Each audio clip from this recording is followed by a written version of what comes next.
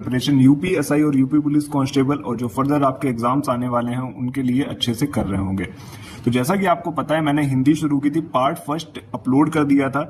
जिन बच्चों ने अभी तक पार्ट फर्स्ट नहीं देखा है, बहुत ही कम टाइम का है, जरूर देख लेना क्योंकि वहां से आपके डाउट्स क्लियर हो जाएंगे।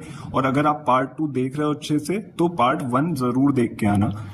पार्ट 2 में आज हम लोग कवर करने वाले हैं व्यंजन। व्यंजन से रिलेटेड सारे पॉइंट में कवर करने वाला हूं और पार्ट 1 में हमने कवर किया था सॉरी। इसी के साथ आपकी वर्णमाला आज समाप्त हो जाएगी और लास्ट में मैं कुछ क्वेश्चंस भी आपको करा दूंगा। तो चलिए शुरू करते हैं। सबसे पहले आपको पता होना चाहिए कि व्यंजन कहते किसे हैं।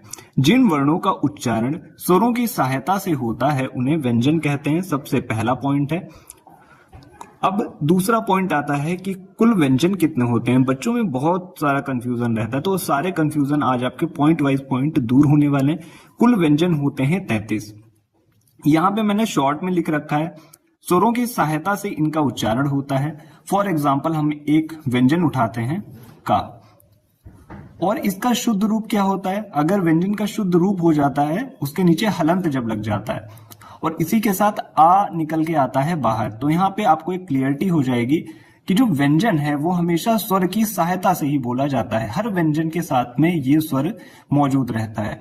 तो का जब हम विच्छेद करते हैं तो का के नीचे हलंत लग जाता है, तो ये इस टाइम जो है शुद्ध व्यंजन है। और जैसे इसके साथ आ ऐड हो जाता है ये पूर्ण व्यंजन बन जाता है।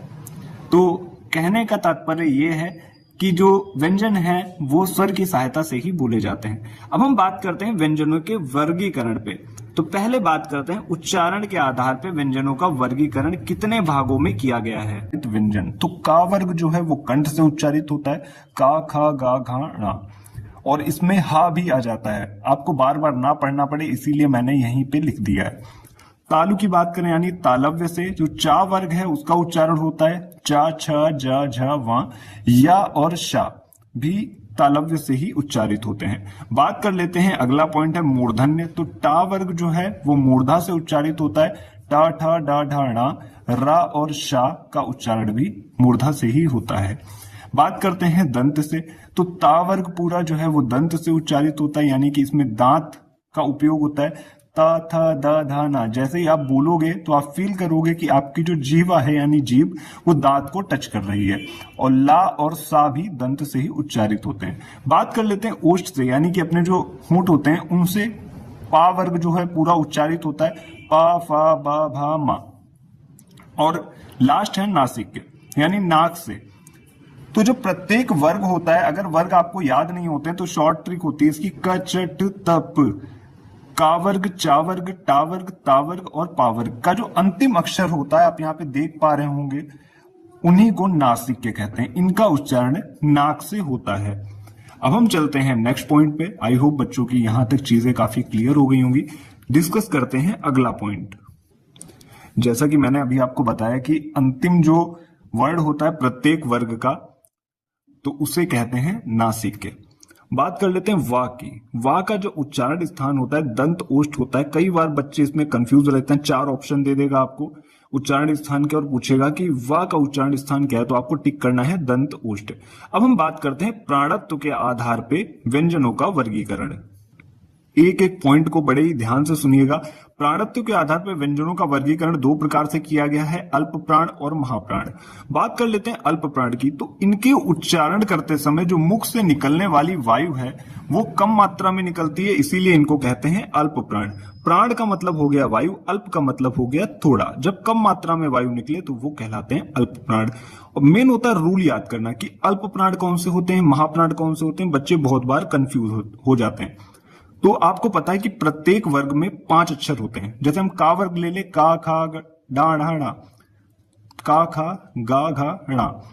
तो आप यहां पे देख रहे होंगे कि प्रत्येक वर्ग का पहला, तीसरा और 5वां अक्षर जो है वो अल्प प्राण कहलाता है। तो जो ऑड नंबर्स होते हैं वो अल्प प्राण में चले जाएंगे, आप लोग ये याद रखिएगा। और इन्हीं के साथ में जुड़ जाते हैं अंतस्थ व्यंजन या रा लावा।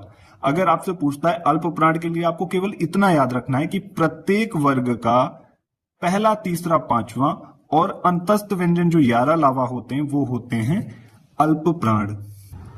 फॉर एग्जाम्पल मैंने का वर्ग यहां पे ले लिया है, का खा गा घा णा। तो आप लोग यहाँ पे देख पाओगे अल्प प्राण अगर आपसे पूछेगा तो ये पहला हो गया, तीसरा हो गया और पांचवा हो गया, तो ये हो गए अल्प प्राण। और अगर आपसे महाप्राण पूछता है तो महाप्राण होता है दूसरा और चौथा। इसको हम अगले पॉइंट में डिस्कस कर लेते हैं। फिलहाल तो मैंने अल्प प्राण डिस्कस करने के लिए ये वाला एग्जांपल उठाया है।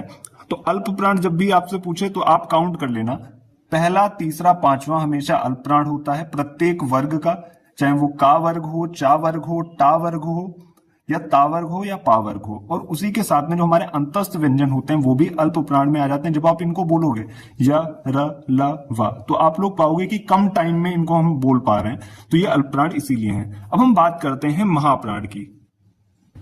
अब महाप्राण की बात कर लेते हैं। इनके उच्चारण में मुख से निकलने वाली वायु जो है अधिक मात्रा में निकलती है, इसीलिए इनको कहते हैं महाप्राण। शब्द से ही स्पष्ट हो रहा है महाप्राण यानी कि जिस उच्चारण में अधिक वायु निकले वो महाप्राण कहलाता है। अब इसका रूल हम लोग डिस्कस कर लेते हैं, तो मैं आप लोगों को जल्दी से रूल समझा देता हूं।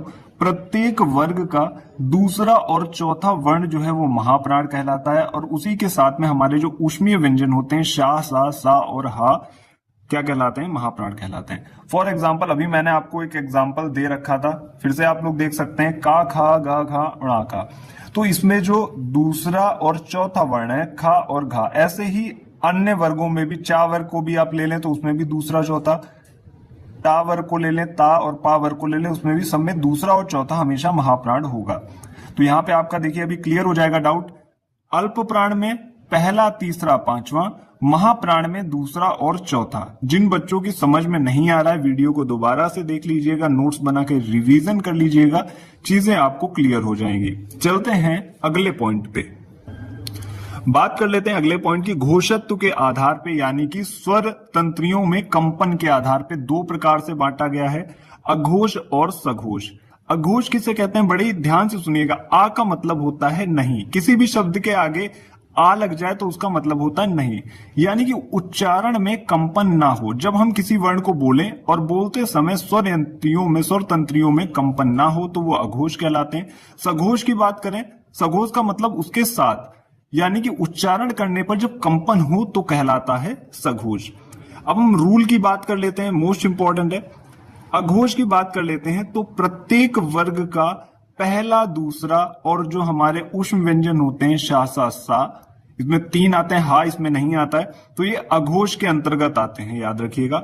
सघोष की बात करें जिसमें कंपन होता है तो प्रत्येक वर्ग का तीसरा, चौथा और पांचवा, और यहाँ पे या, रा, ला, वा और हा और अंग और अहा योग वा भी सघोष हो जाते हैं। तो आप लोग जब इनको बोलोगे अंग बोलोगे या आहा बोलोगे तो आपको ऐसा लगेगा कि गले में हल्का सा वाइब्रेशन हो रहा है, कंपन सा हो रहा है। या, रा, ला, वा, हा जब आप बोलोगे तो भी आपको लगेगा कि गले में कंपन हो रहा है, तो आप तुरंत समझ जाना ये सघोष होते हैं। और प्रत्येक वर्ग का तीसरा, चौथा, पांचवा सघोष कहलाता है। फिर मैंने एक एग्जांपल यहाँ पे लिख दिया आपको अघोष और सघोष समझाने के लिए।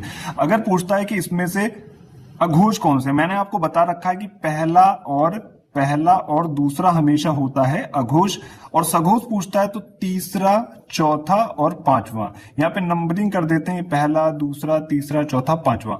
अघोष में हमेशा पहला, दूसरा अघोष होगा। सघोष पूछता है तो तीसरा, चौथा और पांचवा हमेशा सघोष होता है।